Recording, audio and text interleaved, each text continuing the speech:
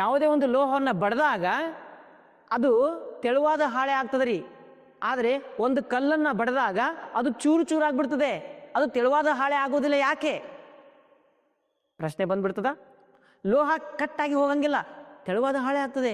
ಕಟ್ಟಾಗಿ ಬೆಳಂಗಿಲ್ಲ, ಕ್ರ್ಯಾಕ್ಸ್ ಬರಂಗಿಲ್ಲ. ಅದೇ ನೀವು ಒಂದು ಕಲ್ಲನ್ನು ಹೊಡೆದ್ರಂತ ತಿಳ್ಕೊರಿ, ಅದು ಕ್ರ್ಯಾಕ್ಸ್ ಬರ್ತವೆ. ಯಾಕ್ರಿ ಸರ್?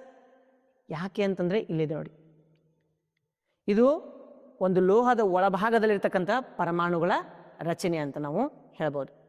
ಈ ಪರಮಾಣುಗಳ ರಚನೆಯಲ್ಲಿ ಅತ್ಯಧಿಕ ಪ್ರಮಾಣದ ಫ್ರೀ ಮೂವಿಂಗ್ ಎಲೆಕ್ಟ್ರಾನ್ಸ್ ಅಂತ ಹೇಳ್ತೀವಿ ನಾವು. ಡಿಲೋಕಲೈಸ್ಡ್ ಎಲೆಕ್ಟ್ರಾನ್ಸ್ ಅಂದರೆ ಎಲೆಕ್ಟ್ರಾನುಗಳು ಪರಮಾಣುವಿಂದ ಹೊರಗಡೆ ಬರ್ತವೆ, ಹೊರಗಡೆ ಬಂದು ಪರಮಾಣುವಿನ ಸಮುದ್ರವನ್ನೇ ಉಂಟು ಮಾಡಿಬಿಡ್ತವೆ.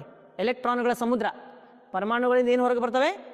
ಎಲೆಕ್ಟ್ರಾನ್ಗಳು ಹೊರಗೆ ಬರ್ತವೆ. ಆ ಎಲೆಕ್ಟ್ರಾನಿನ ಸಮುದ್ರ ಇಲ್ಲಿ ಕಂಡು ಬರ್ತದೆ. ಹಸಿರು ಕಲರ್ ಏನದಲ್ಲ